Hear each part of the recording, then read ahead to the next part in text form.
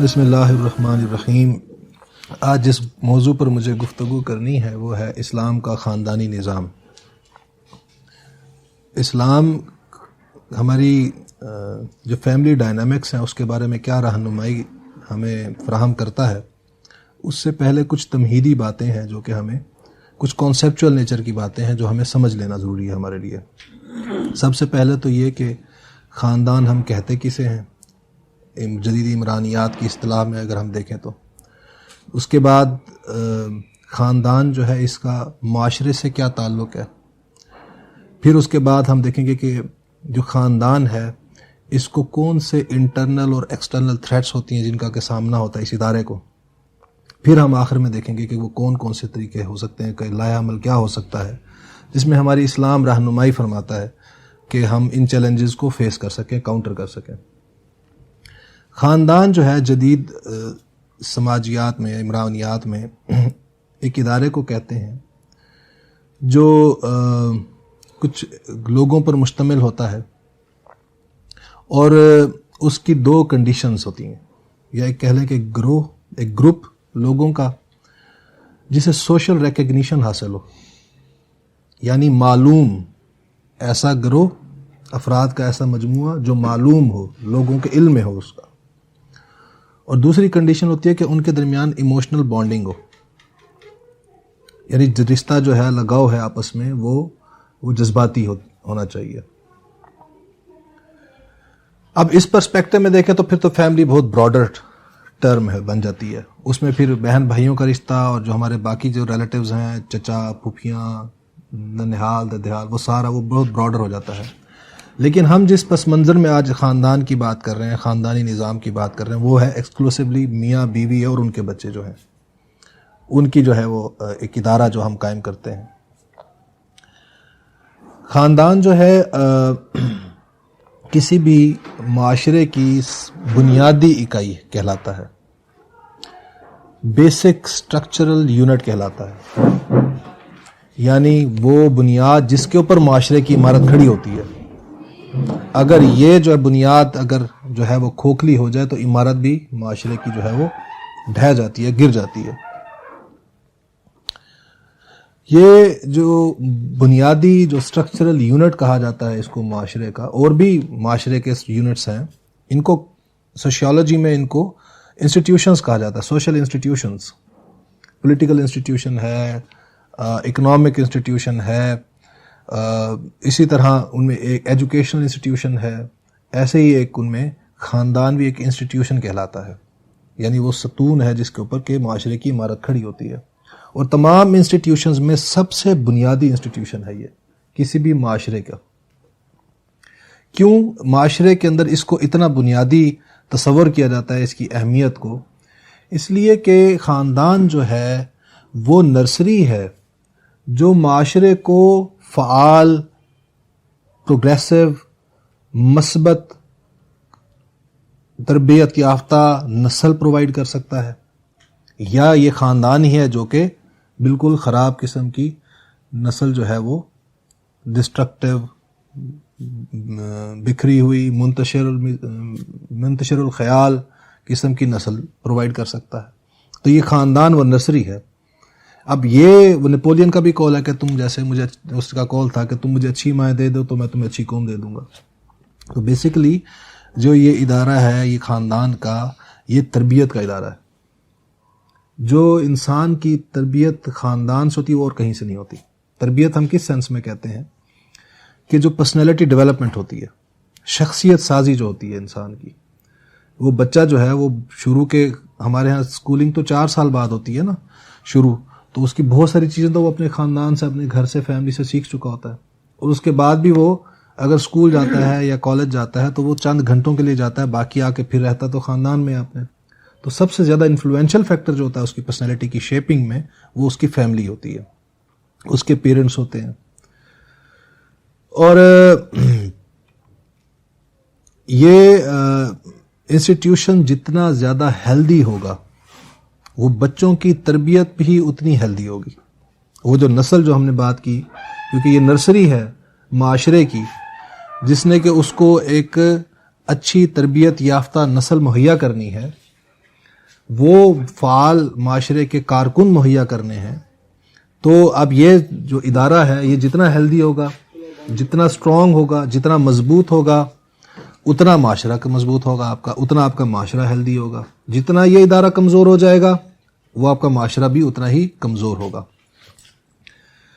اب یہ اگر ہم نے سمجھ لیا بنیادی بات کہ یہ سوسائٹی کے ساتھ اس کا لنک کیا ہے اس ادارے کا۔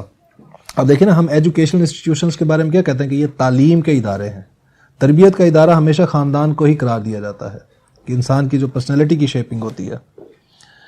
بہت سے لوگ ہوتے ہیں جو کہ اچھے خاصے تعلیم یافتہ ہوتے ہیں، لیکن آپ ان کی شخصیت کو دیکھیں گے تو آپ کو انتہائی مسخ شدہ نظر آئے گی، ان کی انتہائی ڈس آرگنائزڈ، منتشر المزاج قسم کے لوگ نظر آئیں گے، اینٹی سوشل ٹینڈنسیز ان کے اندر آپ کو نظر آئیں گی، ہونے کو آپ کو پی ایچ ڈی نظر آئیں گے۔ تو اصل وجہ کیا ہوتی ہے کہ جو ان کی جو شخصیت سازی ہوئی ہوتی ہے جس ادارے سے، وہ گھر کے ادارے سے، وہ اتنا کمزور ہوتا ہے کہ اس کی وجہ سے ان کی شخصیت بھی ایک کمزور شخصیت بن کے سامنے آتی ہے۔ تو ایسے لوگ پھر جو ہیں وہ جب ان کے پاس کوئی عہدہ، کوئی اختیار آتا ہے تو پھر وہ معاشرے کے اندر مزید ڈسٹرکشن پیدا کرتے ہیں۔ خاندان کے ادارے کو اب ہم دیکھتے ہیں کہ یہ اس کو چیلنجز جو ہیں وہ کون کون سے فیس کرنے پڑتے ہیں، اس کو یا ہر معاشرے میں کسی بھی خاندانی نظام کو جو چیلنجز پیش آتے ہیں۔ جہاں میں نے آپ کو بنیادی ایک بات بتائی کہ خاندان جو ہے وہ جتنا مضبوط ہوگا یہ ادارہ، جتنا ہیلدی ہوگا، جتنا پیسفل ہوگا اس ادارے کے اندر، امن ہوگا، ہارمنی ہوگی، اتنی ہی زیادہ شخصیت سازی اچھی ہوگی اس نرسری میں ڈیولپ ہونے والے بچوں کی۔ تو اگر ہم اس ادارے کو پھر ہم تھریٹس میں ڈیوائیڈ کریں تو پھر ایکسٹرنل تھریٹس بھی ہوں گی اور انٹرنل تھریٹس بھی ہوں گی۔ ہم ایکسٹرنل تھریٹس کی بات کریں تو پھر اس میں یہ ہوگا کہ کوئی ایسی قوتیں بھی ہوں گی جو چاہیں گی کہ ایک ہیلدی معاشرہ قائم نہ ہو۔ اگر ہیلدی معاشرے کو کمزور کرنا چاہتے ہیں، اس کو ختم کرنا چاہتے ہیں، تو وہ قوتیں کیا چاہیں گی کہ پھر اس کی جو جڑیں ہیں ان کو کمزور کیا جائے، اس خاندان کے ادارے کو کمزور کیا جائے۔ اور وہ کون سی ہو سکتی ہیں قوتیں؟ جس کو ہم کہتے ہیں شیطانی قوتیں ہو سکتی ہیں۔ شیطان یہ چاہے گا کہ یہ ادارہ کمزور ہو تاکہ اس کے جو اسکیم ہے، اس کی جو پلانز ہیں، اس کے انتشار کے، فساد کے، وہ جو ہے آسانی سے ایکسرسائز ہو سکیں، ایگزیکیوٹ ہو سکیں۔ تو آپ ویسٹ میں اگر جا کر دیکھیں تو وہاں پر یہ اسکیم آپ کو بڑی سکسیسفل نظر آتی ہے کہ خاندان کے ادارے جو ہے وہاں پر اس کو تقریباً لپیٹ ہی دیا گیا کہ وہاں پر جیسے وہ ان کے ایک امریکہ کے ایک صدر نے ایک چرچ میں بھی ایک سٹیٹمنٹ دی تھی کہ عنقریب ہماری قوم کی اکثریت جو ہے وہ ایسے بچوں پر مشتمل ہوگی جو شادی کے بغیر پیدا ہوئے ہوں گے۔ تو ویسٹ کا تو اب پرابلم یہ ہے، ڈائلاما یہ ہے کہ وہاں پر خاندان کا جو ادارہ ہے اس کو تقریباً لپیٹ ہی دیا گیا ہے۔ اب وہاں پر آپ سوچیں یہ جو یہ کانسیپٹ اب تو ہمارے ہاں بھی بہت آ گیا، یہ ڈے کیئر، عورت جو ہے اس کو بھی آپ نے معاش میں لگا دیں، خامد اور میاں اور بیوی دونوں جو ہیں وہ معاش کی ذمہ داریاں ان پر آپ نے عائد کر دیں۔ اب بچے کو کیسے پالیں گے؟ اس کی ضرورت کو جو ہے وہ اس کمی کو پورا کرنے کے لیے ڈے کیئر سینٹرز انٹروڈیوس کروا دیے گئے۔ تو اگر آپ غور سے باریکی سے دیکھیں تو یہ ساری اسکیم آپ کو نظر آتی ہے کہ اس ادارے کو جو ہے وہ کمزور کیا جائے۔ اب کوئی لوگ آرگیومنٹ دے سکتے ہیں نہیں جی ویسٹ میں بھی لوگ شادی تو کرتے ہیں، ایون جو شادی نہیں بھی کرتے وہ بچے تو پیدا کرتے ہیں، ان کو تو اون کرتے ہیں۔ صرف اونرشپ ہی تو کافی نہیں ہوتی، جو لوگ بچے والے ہیں وہ سمجھ سکتے ہیں کہ بچوں میں اور والدین میں صرف اونرشپ کی ہی ایک چیز نہیں ہوتی، فیکٹر نہیں ہوتا، بانڈنگ کے اور بھی بہت سارے فیکٹرز ہوتے ہیں۔ جو لو جو آپ بچے کو دیتے ہیں، جو ایموشنز آپ بچے کے ساتھ شیئر کرتے ہیں، جو ایموشنز آپ اس کے ساتھ جو آپ اس کے ساتھ شیئر کرتے ہیں، جو آپ اس سے لیتے ہیں، ایموشنز ریسیپروکیٹ کرتی ہیں نا بچے کے ساتھ آپ کی ایموشنل ریلیشن شپ۔ آپ بچے کو پیار دیتے ہیں تو پھر وہ آپ کے ساتھ لاڈ کرتا ہے، پیار کرتا ہے۔ پھر وہ جو کلچر میں مٹیریلسٹ کلچر ہے وہاں پر تو سوچ کے خرچ کرتے ہیں سارے، میاں بیوی پر یا بیوی خامد کے اوپر، وہاں اولاد کے اوپر جو ہے وہ آپ سوچیں کہ 16 سال کے بچے کو کیسے کہہ دیا جاتا ہے کہ جاؤ اب اپنے معاش کا مسئلہ خود اٹھاؤ، آپ کی ذمہ داری خود اٹھاؤ، کہ وہ جو ایموشنل بانڈنگ جو اٹیچمنٹ جو ہوتی ہے جو کہ اس انسٹیٹیوشن میں کے ذریعے سے اسٹیبلش ہوتی ہے وہ ہوتی نہیں ہے وہاں پر اس طرح سے. تو وہاں پر تو اس کے ہر کونے میں سے جا کے کہہ رہے ہیں کرید کے جو ہے وہ چیزیں جو ہے وہ نکال دی گئی ہیں، وہ جو کہ اس ادارے کو مضبوط کرنے والے کوئی بھی فیکٹر ہو سکتے تھے. تو ہم اب خود بھی ہم اس لپیٹ میں ہیں، خاص طور پہ جو اربن سوسائٹیز ہیں ہمارے ہاں کی، جو بڑے بڑے شہر ہیں ہمارے، وہاں پر بھی آپ کو یہ چیزیں نظر آئیں گی کہ وہ ڈے کیئر والا تصور یہاں پر بھی آ گیا، وہ والدین دونوں معاش میں لگے ہوئے ہیں. پھر جب آپ جو ریلیشن شپس کو صرف مٹیریلسٹ پرسپیکٹو سے دیکھنا شروع کر دیتے ہیں، اب یہ میں انٹرنل تھریٹس کی طرف آ رہا ہوں. ایکسٹرنل تھریٹ تو میں نے بتا دی کہ شیطان کی اگر یہ اسکیم ہوگی کہ وہ چاہے گا کہ یہ ادارہ ہے اس کو کمزور سے کمزور تر کروں میں. اب انٹرنل تھریٹس کی طرف آئیں تو وہاں پر دو قسم کی تھریٹس بڑی امپورٹنٹ ہیں.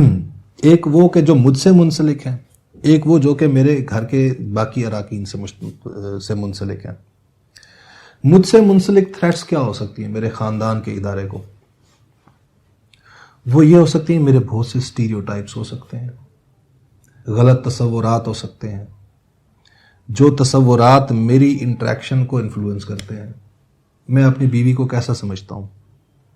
جیسے میں نے ایک مضمون بھی لکھا تھا عورت کے ناقص العقل ہونے کی بحث.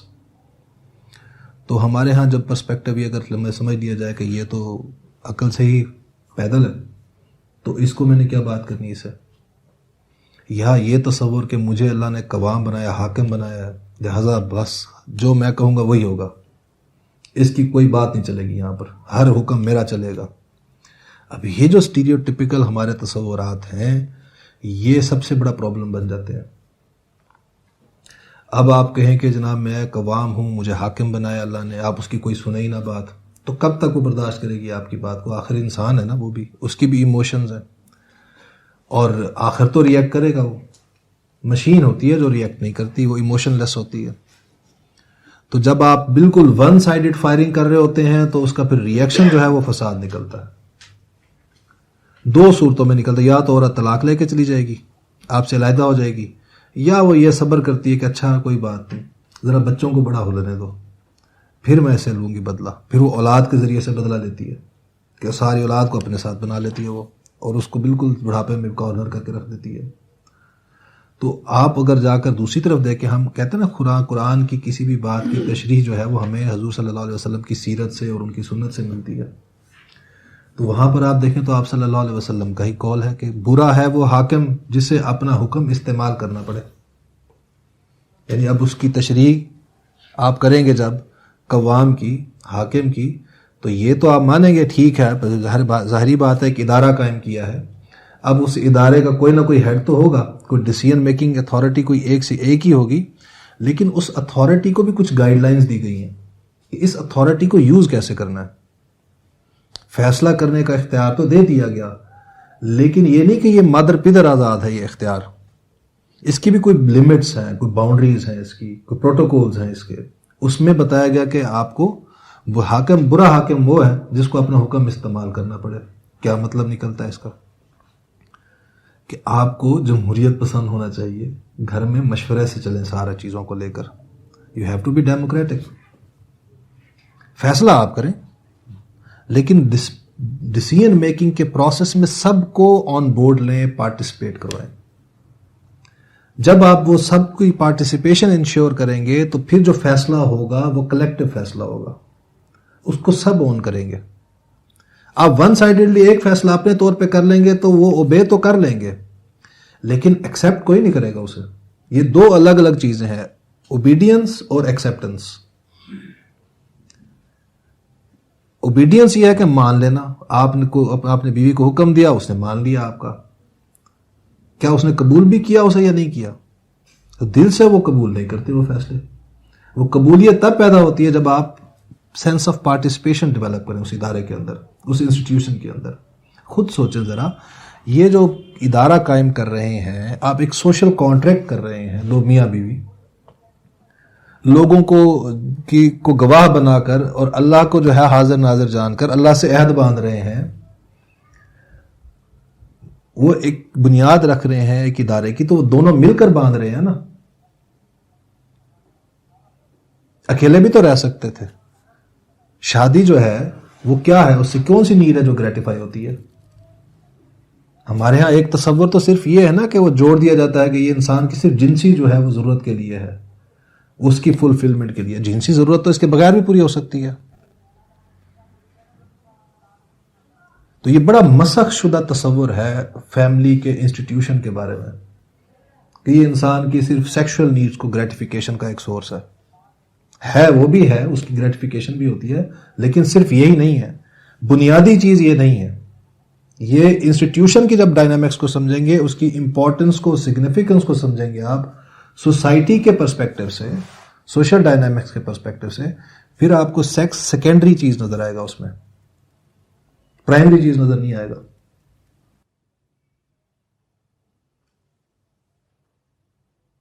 تو یہ جو دونوں نے کانٹریکٹ کیا آپس میں کہ ہم ایک ادارہ قائم کریں گے، بیسیکلی وہ بہت بڑی ذمہ داری لے رہے ہیں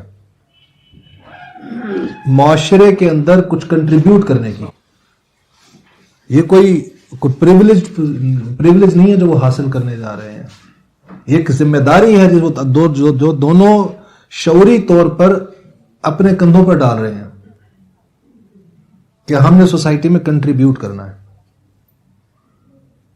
تو کنٹریبیوٹ کیسے کرنا ہے؟ یعنی اولاد کے ذریعے سے. ہم ایک ایسی نسل جو ہے وہ اس معاشرے کو مہیا کریں گے، دیں گے، جو اس سوسائٹی کو، اس معاشرے کو، اس کی ترقی، اس کی ترقی میں اپنا رول ادا کرے گی.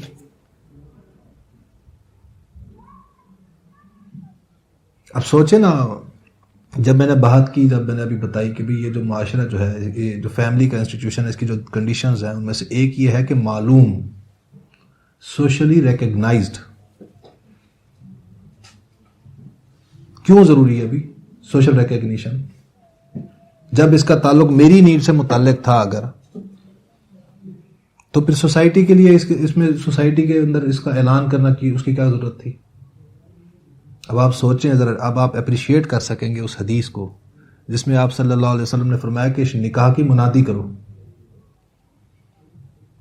یہ کوئی ایسا عمل نہیں ہے جس کو چھپا چھپو کے کیا جائے. اس کو اعلان کرو، اس کا بتاؤ سوسائٹی کو تم نے اس رسپانسبلٹی کو اپنے کندھوں پر لے لیا. اب جب آپ نے یہ ذمہ داری دونوں نے لے لی ہے، ایک ادارہ قائم کر لیا ہے، تو اب دونوں کی ذمہ داری، جو کوشش یا ایفرٹ جو ہے، اس کا رخ جو ہے وہ یہ ہو جانا چاہیے کہ ہم نے اس انسٹیٹیوشن کو انٹیکٹ رکھنا ہے، اس کو ترقی دینی ہے، اس کو مضبوط بنانا ہے. جب آپ نے ادارہ قائم کیا ہو، پارٹنرشپ ہو آپ کی، تو اگر کوئی ایک پارٹنر کہیں پر کوئی کمی بیشی کر رہا ہو تو دوسرا پارٹنر کیا کرتا ہے؟ وہ بھی بیٹھ جاتا ہے. کبھی یہ نہیں کر رہا کام تو میں کیوں کروں؟ دوسرے پارٹنر کو پتا ہوتا ہے کہ یہ اس کے، اگر میں نے بھی اس کا رویہ، جیسا رویہ اختیار کیا، دونوں ڈوبیں گے. اس کا سرمایہ بھی ڈوبے گا، میرا سرمایہ بھی ڈوبے گا. تو وہ کیا کرتا ہے؟ اپنی ایفرٹ بڑھاتا ہے، کمپنسیٹ کرتا ہے اس کی کمی کو. یہ نہیں کہتا کہ ٹٹ فار ٹیٹ، یہ کرے گا تو میں کروں گا، یہ نہیں کرے گا تو میں بھی نہیں کروں گا. آپ کو اپنا اپنا رول پلے کرنا ہے. ذمہ داری کیا ہے؟ یہ ادارے کو جو ہے وہ انٹیکٹ رکھنا ہے، اس کو مضبوط کرنا ہے، اس کو ترقی دینی ہے. اور تو اب جب اپروچ آپ کی یہ ہوگی تو کبھی بھی کوئی گلہ شکوہ کرتا ہوا نظر نہیں آئے گا بیوی خاوند سے کہ یہ اپنا کام اس نے نہیں کیا تو میں کیوں کروں، اس نے میرے حقوق پورے نہیں کیے تو میں اس کے کیوں کروں مانوں. یا خاوند یہ کہتا ہوا نظر نہیں آئے گا پھر آپ کو کہ اس نے میرے فلاں حقوق پورے نہیں کیے تو میں اس کی کیوں کروں. جب ایک اس کانٹریکٹ کو آپ مٹیریلسٹ کانٹریکٹ بنا دیں تو پھر تو یہ مسئلے ہوتے ہیں. یہ گیو اینڈ ٹیک ہے، یہ میری ضروریات پوری کرے گا تو میں کروں گی اس کی. دونوں ایک دوسرے کے ساتھ یہی گلے شکوے کریں گے پھر بعد میں. لیکن جب آپ اس کو دوسرے پرسپیکٹو سے لیں گے کہ آپ نے ایک ذمہ داری ہے، معاشرتی ذمہ داری ہے، جو کہ آپ نے اپنے کندھوں پہ خود اپنے اپنے شعور کو استعمال کرتے ہوئے آپ نے لیا وہ، تو اب آپ اس کو اون بھی کریں گے. اس انسٹیٹیوٹ کو کسی بھی قسم کا کوئی نقصان پہنچنے سے بچانے کی کوشش کریں گے اسے. تو اب اگر میں یہ اب میرے لیے امپورٹنٹ ہے کہ اس فیملی کے ادارے کو میں نے اپنے سسٹین کرنا ہے, اس کو بچانا ہے, تو میں اپنی جندر بھی جھانکوں گا. کوئی میرے تصورات غلط اگر کوئی گزن پہنچا رہے ہوں گے اس ادارے کو, تو میں اپنے آپ کو کریکٹ کرنے کی کوشش کروں گا. تو میں نے آپ کو ایک دو مثالیں دی کہ جیسے میں نے وہ ناقص العقل ہونے والی مثال دی میں نے آپ کو, حالانکہ وہ ہر چیز کو اس کے کانٹیکسٹ میں دیکھنا چاہیے ہمیں. حدیث ہے, ٹھیک ہے حدیث ہے, لیکن ذرا اس کے کانٹیکسٹ کو بھی تو دیکھیں نا. بھی ایک بات ہو رہی ہوتی ہے, کسی پس منظر میں ہو رہی ہوتی ہے وہ بات, وہ جنرلائزڈ نہیں ہوتی. ایک سچویشن پیدا ہوئی ہے, اس سچویشن میں کسی نے کچھ ایکٹ کیا, تو اس کے ریئیکشن میں کہا کہ اس پرسپیکٹو میں بھی یہ ناقص العقل ہے. اس کو جنرلائز کر دینا جو ہے وہ تو نہیں تھا وہاں پر. اگر جنرلائزڈ بات ہوتی تو پھر تو اس کا بار بار اعادہ کیا جاتا, لوگوں کو پبلکلی بتایا جاتا, کسی سچویشن کے ریئیکشن میں نہ کہا جاتا. ورنہ تو آپ خود بھی گواہ ہوں گے کئی چیزوں کے. بعض اوقات بہت سی خواتین آپ کو نظر آئیں گی جو بہت سمجھدار ہیں, مردوں سے زیادہ سمجھدار نظر آئیں گی آپ کو. حضرت عائشہ رضی اللہ تعالیٰ عنہ سے صحابہ جو تھے وہ جا کر نہیں کر رہنمائی حاصل کرتے تھے. حضرت خدیجہ رضی اللہ تعالیٰ عنہ جو تھیں, ان کا جو ہے وہ مقام, کتنی بڑی تاجر تھیں, مطلب بزنس کے اندر ٹاپ پر تھیں. تو بہت سے مردوں سے سمجھدار تھیں, زیادہ سمجھدار تھیں, وائز تھیں. تو یہ سویپنگ سٹیٹمنٹس نہیں دیتے ہوتے, جنرلائز باتیں نہیں ہوتی, وہ کسی خاص کانٹیکسٹ میں ہوئی ہوتی ہے. تو اگر آپ یہ تصور کر لیں کہ عورتیں ہوتی ہیں احمق ہیں, تو آپ اپنے گھر کے ادارے کو خراب کریں گے. جب آپ کسی کے بارے میں یہ تصور قائم کر لیں کہ یہ احمق ہے, تو آپ اسے مشورے میں شامل کریں گے. پھر تو مشورے کی روح مار دیا آپ نے تصور, تو پھر آپ کا ادارہ جو ہے فیملی کا وہ کیسے پروگریس کرے گا؟ وہ سینس آف اونرشپ کہاں آئے گی اس میں؟ بات ہوگی نہیں اگر آپ اس کو کہہ رہے ہوں گے کہ میں تمہیں یہاں سے جو ہے وہ نکال دوں گا گھر سے, تو آپ اس سے کیسے ایکسپیکٹ کریں گے کہ وہ اس گھر کے بارے میں اونرشپ ڈیولپ کرے گی اپنی؟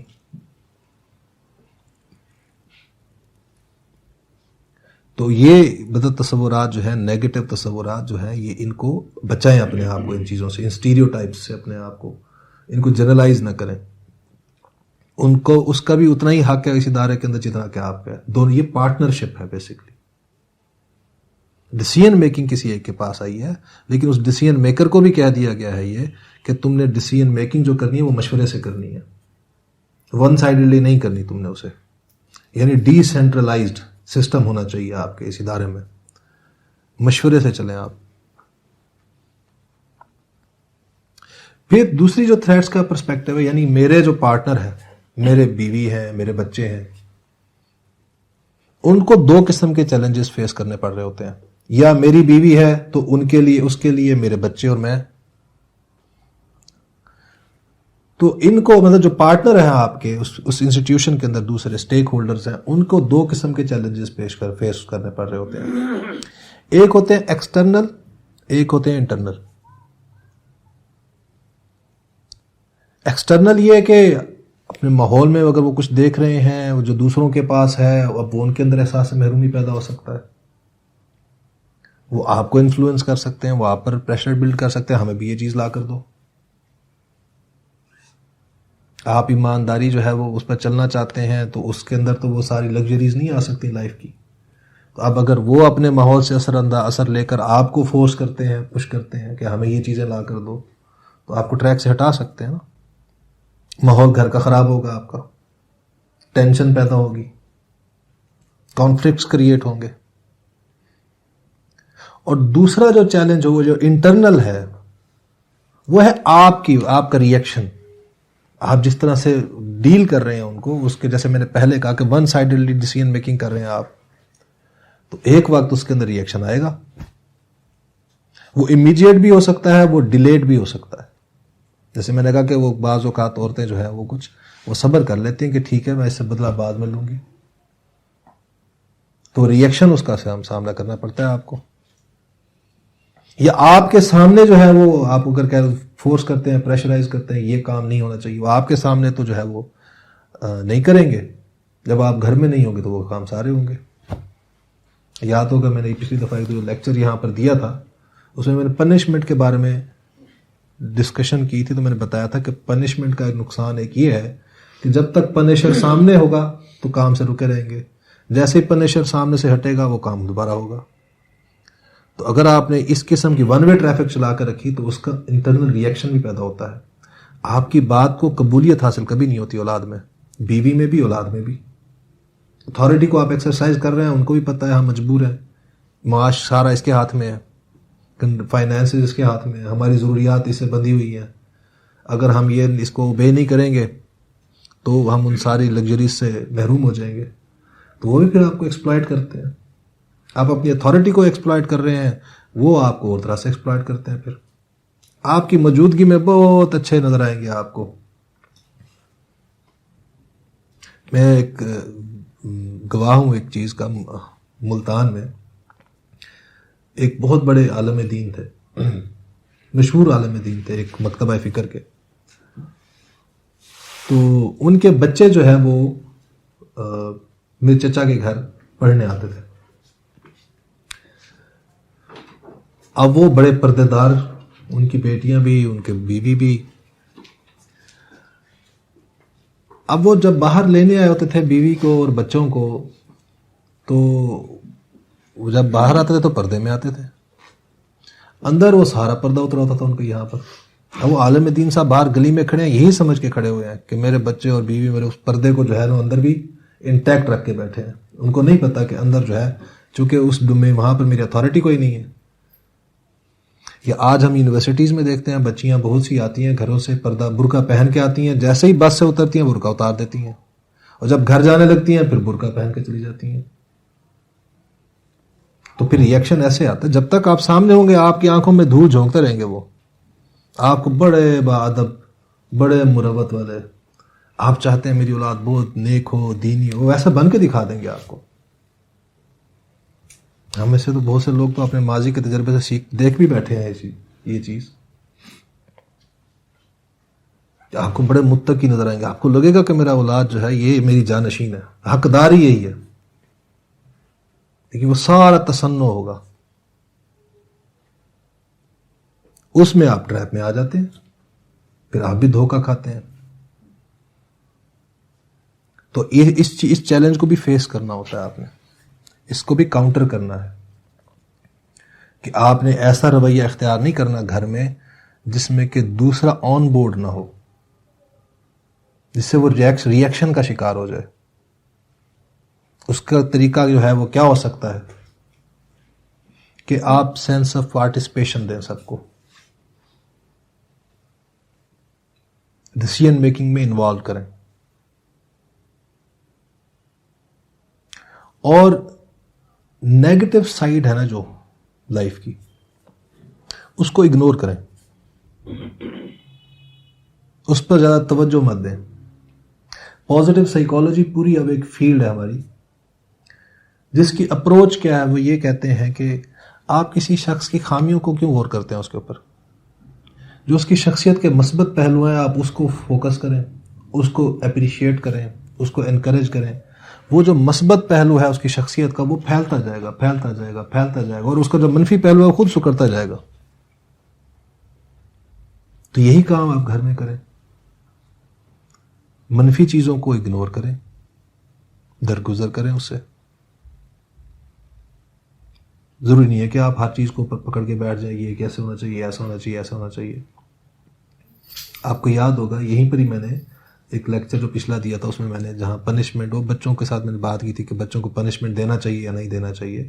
وہاں پر میں نے ایک کانسیپٹ بتایا تھا آپ کو, شیپنگ کا پرنسپل, کہ کمپلیکس بیہیویئر جو ہوتے ہیں وہ فوراً نہیں سیکھے جا سکتے, آہستہ آہستہ وہ سیکھے جاتے ہیں. مثلا آپ کسی کو کہتے ہیں کہ اچھا انسان بن جاؤ, یہ بڑا مشکل کام ہے, یہ کمپلیکس بیہیویئر ہے یہ.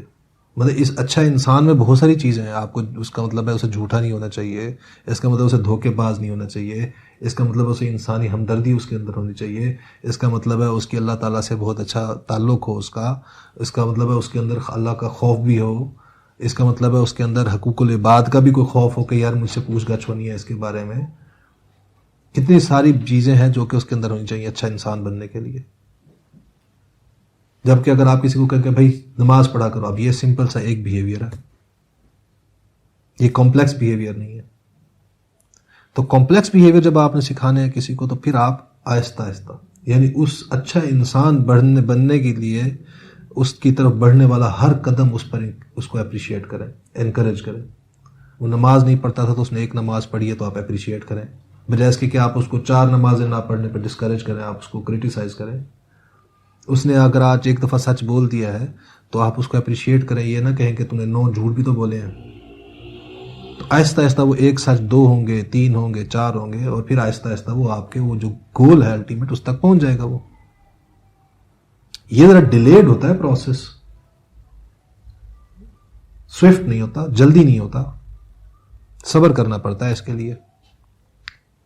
تو اسی طرح گھر کے ادارے میں بھی اب سوچیں جب شادی ہوئی ہے آپ کی, مطلب ہم کم سے کم لگا لیں ایوریج ہمارے ہاں تو 22-23 سال کی عمر میں, اس سے جلدی تو ہمارے ہاں نہیں ہوتی, لیٹ ہی ہوتی ہیں شادیاں. ہم 22-23 سال کا اگر کر لیں کہ اس عمر میں شادی ہوتی ہے لڑکے کی اور لڑکی کی, تو ان کی پوری ایک شخصیت ڈیولپ ہوئی ہوتی ہے. لڑکا ایک انوائرمنٹ میں رہا ہے, بالکل ڈفرینٹ انوائرمنٹ تھا اس کا, اس لڑکی کے گھر والوں سے. اب اس کی ایک شخصیت پروان چڑھی ہے اپنے ماحول میں. اب لڑکی ہے, اس کی ایک الگ ماحول میں شخصیت پروان چڑھی ہے. اب وہ ایک ماحول چھوڑ کر دوسرے ماحول میں آ رہی ہے, شخصیت تو اس کی ڈیولپ ہو چکی ہے نا. اب ایک نئے ماحول کے مطابق اپنے آپ کو اس نے چینج کرنا ہے, سوشلائز کرنا ہے, اڈیپٹ کرنا ہے. تو یہ راتوں رات تو نہیں ہو سکتا.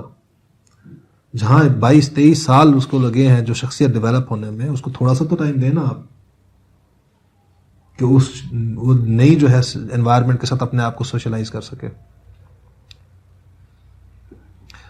سوشلائزیشن کا جہاں تک تعلق ہے تو ایک بات یاد رکھیے گا کہ جہاں سنگل اتھارٹی ہوگی سوشلائزیشن سب سے زیادہ افیکٹو وہاں ہوتی ہے, فاسٹ بھی ہوتی ہے اور افیکٹو بھی. سوشلائزیشن کا مطلب ہوتا ہے ماحول کے مطابق ڈھالنا اپنے آپ کو, اڈیپٹ کرنا.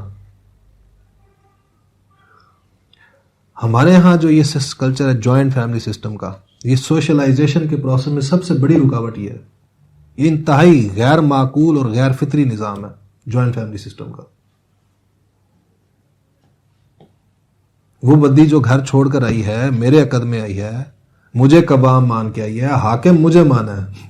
الرجال قوامون علی النساء, حاکم اللہ نے مجھے بنایا اس کو, وہ یہی مان کر آئی ہے میرے گھر میں. یہاں آ کے اسے پتہ لگتا ہے یہاں تو 3 حاکم اور بھی ہیں جو کہ اس عہد نامے میں شامل نہیں تھے. اب وہ اگر میری بات مانتی ہے تو پتہ لگتا ہے ساس ناراض ہو رہی ہیں, وہ ساس کی مانتی ہے پتہ لگتا ہے سسر ناراض ہو رہے ہیں, وہ ان کی بات مانی پتہ لگا نند ناراض ہو رہی ہے. کوئی سنگل اتھارٹی ہے ہی نہیں.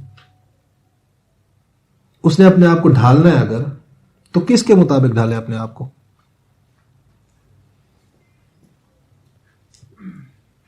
پھر کیا کرے گی وہ؟ اس کے پاس کیا سوچیں آپ نے آپشن کیا چھوڑا؟ پھر یہی کرے گی, اچھا ٹھیک ہے یہ میرے ساتھ ایسے کر رہے ہیں تو پھر میں ان کو بتاتی ہوں. وہ پھر ساروں کو راضی کرے گی. اب ساروں کو راضی جو ہے وہ خلوص کے ساتھ تو نہیں ہے کیا جا سکتا. میں سیدھے جا کر کہہ رہے کہ آپ سیدھے سیدھے رہ کر معصومیت کے ساتھ تو نہیں کیا, پھر آپ کو چالاکیاں کرنی پڑیں گی, جھوٹ بولنے پڑیں گے.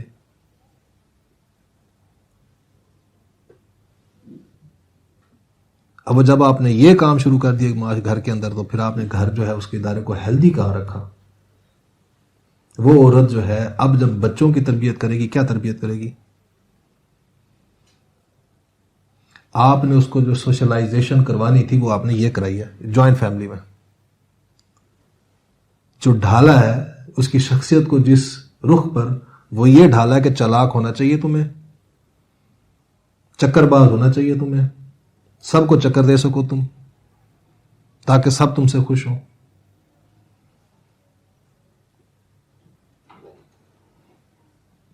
اب یہ خامد جو ہے اس معاملے اس گھر میں کیسے دعویٰ کر سکتا ہے کہ مجھے اللہ نے حاکم بنایا؟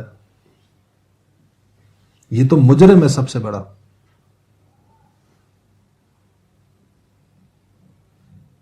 کہ جسے اللہ نے جو اختیار دیا تھا، یہ اس نے اپنا حکم کسی اور کو دے دیا.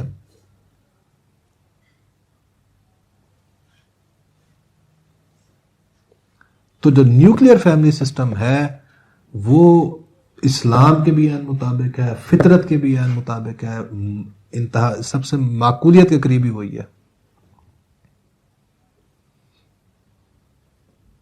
کہ شادی ہو گئی ہے بچے کی، بس ان کو الگ کر دیں، تاکہ وہ جو لڑکی آئی ہے سب کچھ چھوڑ کر آئی ہے وہ اپنے خامد کے مطابق اپنے آپ کو ڈھال سکے، اس کی سوشلائزیشن ہو سکے. اور سوشلائزیشن صرف لڑکی کی نہیں ہوتی، لڑکے کی بھی ہوتی ہے. اس نے بھی اپنے آپ کو بہت کچھ ماڈیفائی کرنا ہوتا، اس نے مکمل فطرت کبھی بھی نہیں بدلتی کسی کی.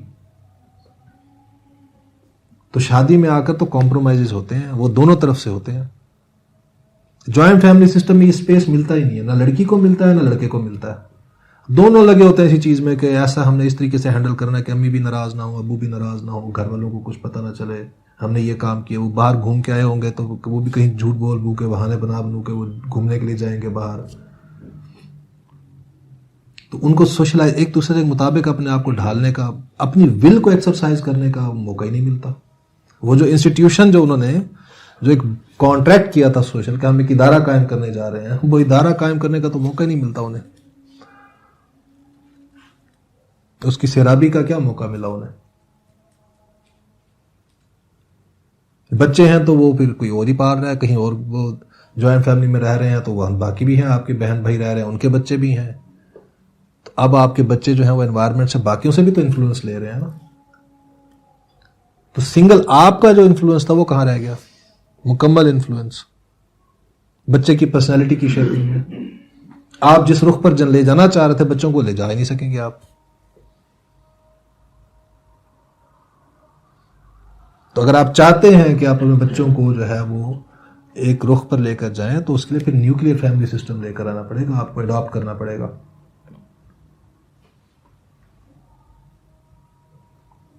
یہ دونوں کے لیے، بچوں کے لیے بھی اور آپ نے پارٹنر کے لیے بھی، کہ آپ نے اپنے آپ کو اڈیپٹ کرنا ہے یا آپ کی بیوی نے اڈیپٹ کرنا ہے، تو اس کو بھی پتا ہوگا کہ میں نے کس کے مطابق اڈیپٹ کرنا ہے، اپنے آپ کو ڈھالنا کس کے مطابق ہے. پھر اس خاندان کے ادارے میں جو ایکسٹرنل تھریٹ میں نے کہا کہ بھی بہت ساری جو آسائشیں ہیں، لگژریز ہیں لائف کی، ابھی فیملی کے جو ممبرز ہیں وہ دیکھتے ہیں باہر لوگوں کے پاس تو وہ اپنے اس کا اثر لے کر گھر میں آتے ہیں، وہ ڈیمانڈ کرتے ہیں. اس کے علاوہ جو میاں بیوی کا ریلیشن شپ ہے، اس کی جو بانڈنگ ہے، اس کو کمزور کرنے والے کچھ فیکٹرز بھی ہیں. اور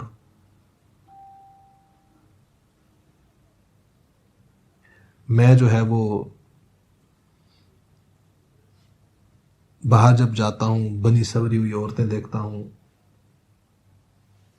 تو ان کا اثر پڑتا ہے کہ نہیں پڑتا طبیعت پر؟ بایولوجیکلی ہم جانتے ہیں کہ عورت کے جسم میں 70% فیٹ زیادہ ہوتا ہے مرد سے. اب جب اس نے بچہ پیدا کیا ہے تو اس نے ظاہری بات ہے ویٹ گین کرنا ہے. اب میں جب باہر آتا ہوں گھر سے اور دیکھتا ہوں میں یہاں پر بہت سلیم سمارٹ قسم کی خواتین کو، لڑکیوں کو دیکھتا ہوں میں یہاں پر، اب مجھے اپنی بیوی موٹی اور بھدی لگے گی کہ نہیں لگے گی؟ ایک کمپیریزن پیدا ہوگا نا میرے اندر، سورس آف کمپیریزن.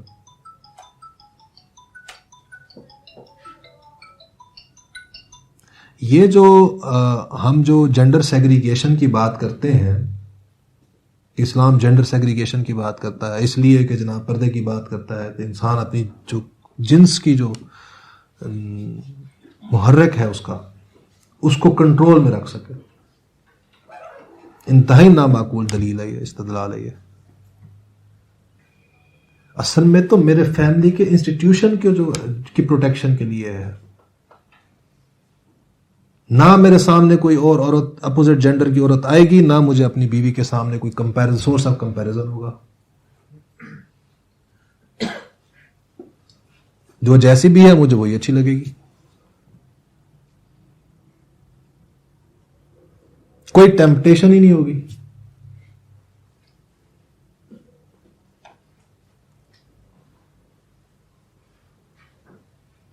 تو اس کا ایک یہ بھی اسلام جس معاشرے کی بنیاد ڈالتا ہے اس میں جینڈر سیگریگیشن کو بھی انشور کرتا ہے کہ مردوں اور عورتوں کا اختلاط نہ ہو آپس میں.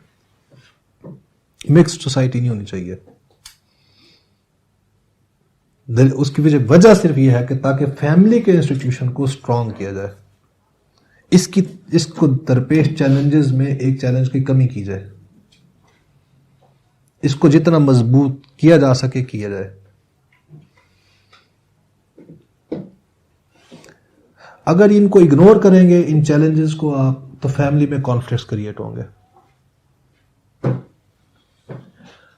جب فیملی میں کانفلکٹس کریٹ ہوتے ہیں تو آپ سب سمجھتے ہوں گے, ہم اچھے ایکسپیرینس سے گزرتے ہیں سوائے یہاں ایک دو نوجوانوں کے جو ابھی شادی کے بندھن میں نہیں بندھے, کہ جب گھر میں اگر سکون نہ ہو تو آپ باہر بھی سکون میں نہیں ہوتے.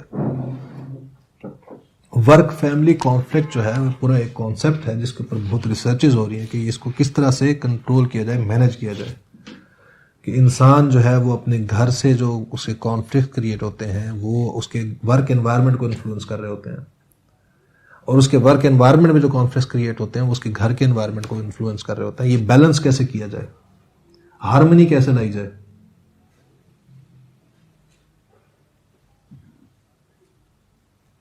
کبھی آپ باہر دفتر میں کسی ملازم کو لڑ رہے ہو تو وہ سوچ نہیں کہتا نہیں ہے کہ لگتا ہے آج باس گھر سے لڑ کے آئے,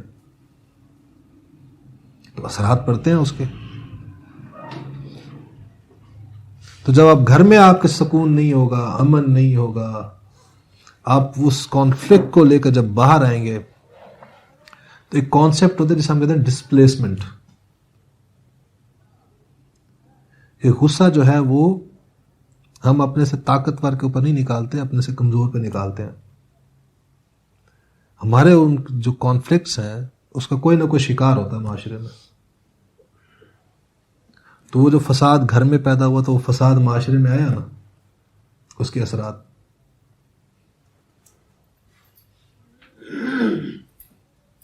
تو ایک تو تربیت کے معاملے میں نے کہا کہ ہارمنی بڑی امپورٹنٹ ہے اس انسٹیٹیوشن کے اندر, کہ اولاد کی تربیت اگر آپ چاہتے ہیں صحیح رخ پر ہو تو آپ کے گھر میں ہارمونیس انوائرمنٹ ہونا چاہیے, کانفلکٹس نہیں ہونے چاہیے.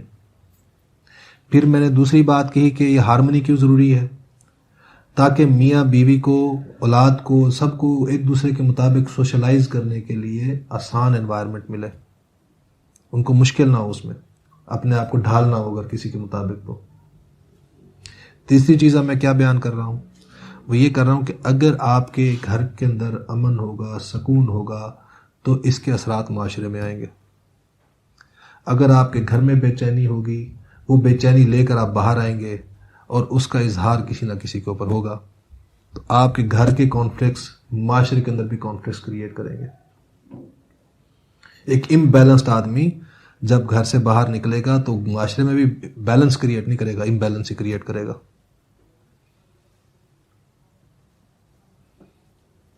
اب اس میں آپ دیکھیں کہ جو میں نے ساری باتیں کہی ہیں اس کا اگر بہت ہی کمپریہنسو وے میں ہم دیکھیں قرآن سے ہمیں کیا رہنمائی ملتی ہے, تو بڑی ہی پیاری آیت ہے سورہ تغابن کی, ایک جس میں کہ کہنے کی کنجی بیان کر دی گئی ایک چھوٹی سی آیت میں, کہ یہ گھر کے اندر ہارمونیس انوائرمنٹ آپ نے کیسے اسٹیبلش کر سکتے ہیں. ایک میں نے آپ کو بتائی پازیٹیو سائڈ, کہ آپ سینس آف پارٹیسپیشن ڈیولپ کریں,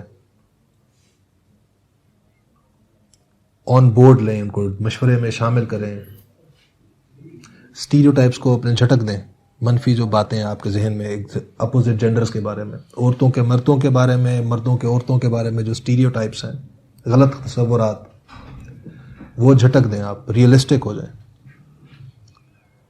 ہم بھی پرفیکٹ نہیں ہے, پرفیکٹ کوئی بھی نہیں ہے. معصوم من الخطا صرف رسول ہوتے ہیں, نبی ہوتے ہیں, تو ہم میں سے کوئی بھی دعوے دار نہیں, ہم بھی ناقص ہیں, ہمارے ساتھ جو پارٹنرز ہمارے وہ بھی ناقص ہیں. ان میں اگر کوئی عیب ہے تو کسی دوسری قسم کا عیب ہم میں بھی موجود ہے. تو ہم نے ان کے عیبوں کو ڈھانپنا ہے, انہوں نے ہمارے عیبوں کو ڈھانپنا ہے, کمپلیمنٹ کرنا ہے ایک دوسرے کو. وہ ہماری کمی کو پورا کریں گے, ہم ان کی کمی کو پورا کریں گے, ایک دوسرے کی ڈیفیشنسیز کو پورا کریں گے. یہ پازیٹیو سائڈ ہے. دوسری نیگیٹو سائڈ جو میں نے آپ کو جو بتایا جس کے بارے میں, وہ یہ تھا کہ آپ اگنور کریں چیزوں کو, زیادہ اس کو نیگیٹو سائڈ کو جو بیہیویئرز ہوتے ہیں نا ان کو اوپر اپنی فوکس نہ کر کے بیٹھ جائیں آپ.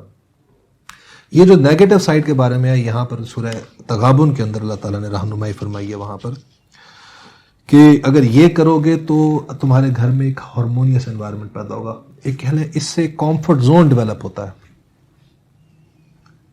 پارٹنرز کے درمیان, میاں بیوی کے درمیان, اولاد اور والدین کے درمیان.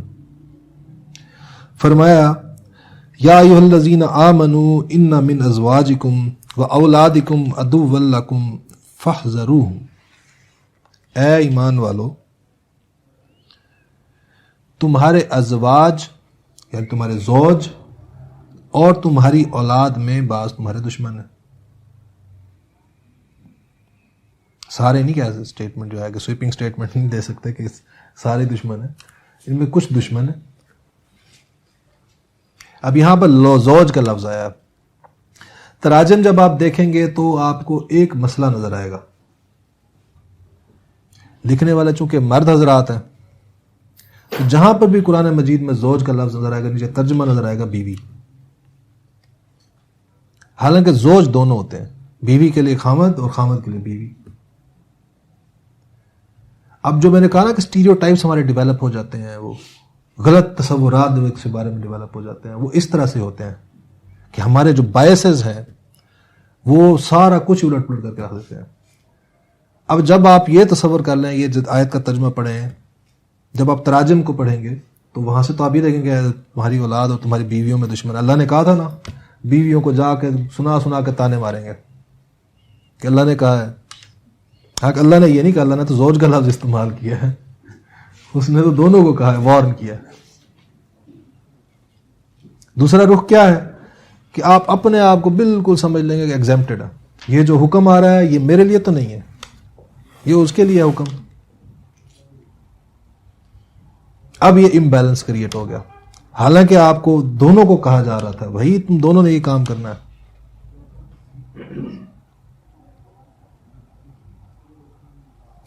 تو یہاں پر جو پہلی بات کی کہ یا ایمان والو تمہاری اولاد اور تمہارے جو زوج ہیں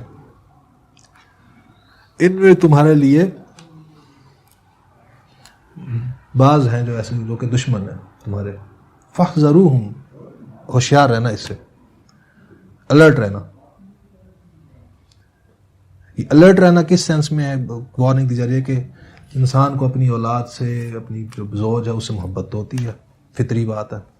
میں نے کہا تھا نا فیملی کی جو پری ریکوزٹس دو میں نے بتائے, ایک تو سوشل ریکگنیشن تھا, دوسرا میں نے کہا ایموشنل بانڈنگ ہونی چاہیے ان میں فیملی ممبرس کے درمیان. تو ایموشنل اٹیچمنٹ تو ہوتی ہے انسان کو. اب یہ جو جذبات ہیں یہ انسان کو غلط رخ پہ بھی ڈال سکتے ہیں. جیسے کہ ایک حدیث میں آپ صلی اللہ علیہ وسلم نے فرمایا کہ محبت کی زیادتی انسان کو اندھا کر دیتی ہے. اب محبت میں جو ہے وہ بے لگام ہو گئے ہیں تو پھر جو مرضی کریں گے آپ.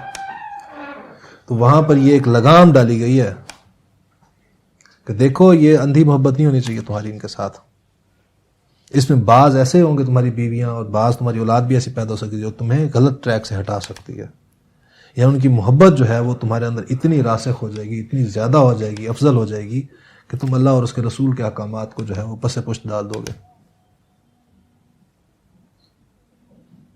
جیسے کہ حدیث میں آپ صلی اللہ علیہ وسلم نے فرمایا کتنا نادان ہے وہ شخص جو دوسروں کی دنیا سنوارتے سنوارتے اپنی عاقبت برباد کر بیٹھے. دوسروں کی دنیا سنوار رہا ہے. اب یہ وارننگ دینے کے بعد, الرٹ کرنے کے بعد کہ محتاط رہنا, ہوشیار رہنا ہے, تو اس کا مطلب یہ نہیں لے لینا ساتھ ہی جو اس کو بیلنس کیا اللہ تعالیٰ نے, کہ یہ نہ کر لینا کہ اب تم اچھا یہ میرے دشمن ہیں ان میں تو پھر تم جو ہے وہ ہر وقت جو ہے وہ ڈنڈا اٹھا کھڑے ہو جاؤ, انہیں معاف کرو. عفو کہتے ہیں ڈھیلا چھوڑ دینا کسی چیز کو. وہ میں نے شیپنگ کی بات کی تھی نا، جو پرنسپل کہ کمپلیکس بیہیویئر جب سکھانے ہو تو یہ راتوں رات نہیں ہوتے، اس کے لیے وقت درکار ہوتا ہے. تو ڈھیل دیں، ٹھیک ہونے میں وقت لگے گا چیزوں کو. معاف کرو، کوئی غلطی ہو رہی ہے کسی سے تو اس کو پکڑ نہ لو، اس کو جا سکوں فوراً ہی. یہ دونوں کو ہو رہا ہے، بیوی کو بھی کہ تم کیڑے مت نکالو، اس سے غلطی ہو گئی ہے، کوئی اس نے غلطی کو ریکگنائز کر لیا ہے. معافی تو تب ملتی ہے نا کوئی معافی مانگے. تو مان لیا اگر کسی نے اپنی غلطی ریکگنائز کر لی ہے تو بس پھر معاف کرو، تم اسے ڈھیل دو، اسے اس کو ٹھیک ہونے کا موقع. اس نے ریکگنائز، جو غلطی مان رہا ہے اس کا مطلب وہ ریکگنائز کر رہا ہے کہ اس سے یہ خطا ہوئی ہے، وہ اس کو ٹھیک بھی کرے گا. ایک وہ ہے جو کہ خطا سمجھ نہیں رہا اپنی، اب آپ اس کو کیا معاف کریں گے؟ تو یہ ڈھیل دو، اس کو معاف کرو، ان کو ایک دوسرے کو معاف کرو. تصفحو، اور درگزر کرو، چشم پوشی اختیار کرو. یہ نہیں کہ تم مائکروسکوپ لگا کے بیٹھ گئے ہو ایک دوسرے کے کیڑے نکالنے کے لیے، نوٹ کرنے کے لیے کہ اس میں یہ خامی دیکھوں گا، یہ دیکھوں گا، وہ دیکھوں گا. تم اگر دیکھ بھی رہے ہو نا کچھ غلط ہو رہا تو چشم پوشی اختیار کرو. شرم کا پردہ رہنے دو. اگر کسی کو بتا دیا آپ نے تو اس کو شرم تو ختم کر دیا آپ نے، جھجک تو ختم کر دی اس کی. چشم پوشی اختیار کرو. اگر کوئی شرم کا پردہ کسی کے تمہارے درمیان ہے، اولاد ہے، تمہاری بیوی ہے یا تمہارا خامد ہے، تمہارا آپس میں اس سے کوئی جھجک ہے ایک دوسرے کی، کوئی شرم کا پردہ ہے تو اس کو قائم رکھو. اور تیسری چیز جو ہے وہ تغفرو، اور بخش دو دوسرے کو. جب آپ بخش دیتے ہیں کسی کو تو کیا کرتے ہیں آپ؟ اس کے بخش دیا، میں نے اس کے عیب کیا اٹھالنا ہے بد بیان کرنے کسی کے سامنے؟ جب اللہ بھی بخش دے گا تو وہ سارے عیب ڈھانپ دے گا نا ہمارے. تو ڈھانپو، عیب ڈھانپو ایک دوسرے کے. یہ نہیں کہ اس کا چرچا کرتے پھرو. بڑا مشہور واقعہ ایک صحابی کا آپ نے سنا ہوگا نا، وہ کہ ان کا جو ہے وہ معاملہ جو ہے میاں بیوی کا خراب ہو گیا، تعلقات آپس میں. تو وہ معاملہ حضور صلی اللہ علیہ وسلم کے پاس آ گیا. تو اب دوسرے صحابہ کو جو ہے وہ کیوریاسٹی ہوئی کہ بھئی اس سے پوچھیں ہم کیا مسئلہ ہے تمہاری بیوی کے ساتھ، تمہارا جو ہے وہ سیپریشن کی طرف جا رہے ہو. انہوں نے نہیں یار ابھی وہ میرے نکاح میں ہے تو میں اس کے عیب نہیں اچھال سکتا، بعد میں سیپریشن ہوگی تو پھر صحابہ آئے بھئی اب تو سیپریشن ہو گئی، اب بتا دو کیا مسئلہ تھا اس کے اندر. انہوں نے کہا اب وہ میرے نکاح میں رہی نہیں ہے، اب غیر ہو گئی، اب میں اس کی کیا ذکر کروں اس کے عیبوں کا. تو یہ ہوتا ہے ڈھانپنا، کہ لوگوں میں بیٹھ کے چرچے نہیں کرنے دوسرے کے، برائیاں نہ کریں آپ بیٹھ کے دوسرے کی. یہ دونوں کے لیے رہنمائی ہے، بیوی کے لیے بھی، مرد کے لیے بھی. یہ سب سے زیادہ جو چیز پائی جاتی ہے، یہ برائی جو ہے وہ خواتین میں پائی جاتی ہے،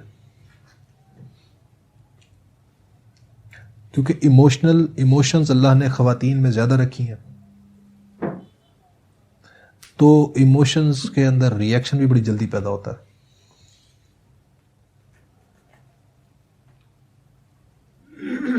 تو یہ ان کو تو بہت زیادہ احتیاط کرنی چاہیے اس آیت کی رہنمائی میں.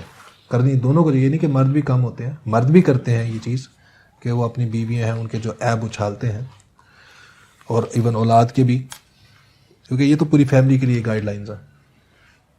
کیونکہ یہاں پر ایک ہے تمہارے زوج اور تمہاری اولاد میں، تو یہ آزمائش ہے. سب کو ایک دوسرے کو ڈھانپنا چاہیے. اس میں زیادہ ولنریبل خواتین ہیں ان کے اندر، کہ وہ یہ ویکنس ان کے اندر زیادہ ڈومیننٹ ہوتی ہے کہ وہ ایک دوسرے میں بیٹھتی ہیں جب تو وہ زیادہ خامدوں کی برائیاں کرتی ہیں، عیب بیان کرتی ہیں ایک دوسرے کے ساتھ. تو یہ نہیں کرنا چاہیے. ڈھانپ ایک دوسرے کو. اللہ تعالیٰ نے لباس بنایا دونوں کو ایک دوسرے کا. اور یہ نہیں کہ ہم مشینیں، انسان ہیں، ہم سب انسان ہیں. یہ نہیں کہ ہمارا کوئی بٹن ہے کہ یہ بٹن دبائیں گے تو ہمارا خاص قسم کے پیٹرن پہ ہم چلنے لگ جائیں گے، اور وہ آف کریں گے تو پھر ہم وہ والا بیہیویئر ہمارا بند ہو جائے گا. ہم ایموشنل بینگز ہیں. بعض اوقات سچویشنز ایسی ایبرپٹ پیدا ہو جاتی ہیں کہ ہم ری ایکشن میں جو ہے وہ بڑا ان اپروپریٹلی رسپونڈ کر دیتے ہیں، بڑا غلط انداز میں ہمارا ری ایکشن آ جاتا ہے. اسی کے لیے کہا گیا شروع میں کہ وہ معاف کرنے والی بات کہ معافی مانگ لو، غلطی مان لو اپنی. اگر غلطی ہو گئی ہے، تم نے کوئی کام غلط کر دیا ہے تو اس کو ریئلائز کر لیا ہے تو معافی مانگ لو اپنے پارٹنر سے. اڑے نہ رہو اس کے اوپر، اس کو ریشنلائز نہ کرو، اس کو جسٹیفائی نہ کرو کہ تم نے یہ کیا تھا تو میں نے یہ کیا تھا. اس سے اس کا پوچھا جانا ہے، تم سے تمہارا پوچھا جانا ہے. یعنی شروع میں جیسے کہا کہ یہ ادارہ جو ہے دونوں نے اپنے شعوری فیصلے سے قائم کیا. ادارہ تباہ ہوگا تو دونوں کی وجہ سے ہی ہوگا. اگر ایک کوئی کمی چھوڑ رہا ہے تو دوسرے کو اسے کمپنسیٹ کرنا ہوگا. یہ جوائنٹ وینچر ہے، یہ ون سائیڈڈلی نہیں چل سکتا. تو یہ تھوڑی سی معروضات تھیں جو کہ میں نے آج کوشش کی کہ آپ کے سامنے بیان کروں. اور آگے یہ بھی بیان ہوا، اللہ تعالیٰ فرماتا ہے کہ فَإِنَّ اللَّهَ غَفُورٌ رَحِيمٌ، اللہ تعالیٰ جو ہے وہ غفور و رحیم ہے ان لوگوں کے لیے جو یہ روش اختیار کریں. تو یہ ذہن میں رکھے کہ اللہ جو ہے وہ خود جو غفار ہے، وہ رحیم ہے. تو وہ کہ اپنی یہ جو خصوصیات ہیں، صفات ہیں، یہ اس کا جو ٹلٹ ہے، رجحان ہے، وہ کن لوگوں کی طرف بیان کر رہا ہے کہ وہ جو دوسروں کو معاف کرنے والے ہوں گے، جو درگزر کرنے والے ہوں گے، جو چشم پوشی اختیار. جیسے میں تمہاری چشم پوشی اختیار کرتا ہوں، میں تمہارے عیب میں نہیں چھپاتا. بے ایسا نہیں ہوتا کہ تم نے کوئی غلط کیا تو میں فوراً نکال کے سامنے لا کے تو پیچ چوراہے کھڑا کر دیا ہوں. میں تمہارے پردے میں بھی رکھتا ہوں. تو جو یہ روش اختیار کریں گے، یہ رخ اختیار کریں گے زندگی کا، ان کے لیے میں بھی بڑا غفور اور رحیم ہوں. اللہ تعالیٰ سے دعا ہے کہ اللہ تعالیٰ ہمیں ان باتوں پر عمل کرنے کی توفیق عطا فرمائے. بآخر دعوانا الحمد للہ رب العالمین.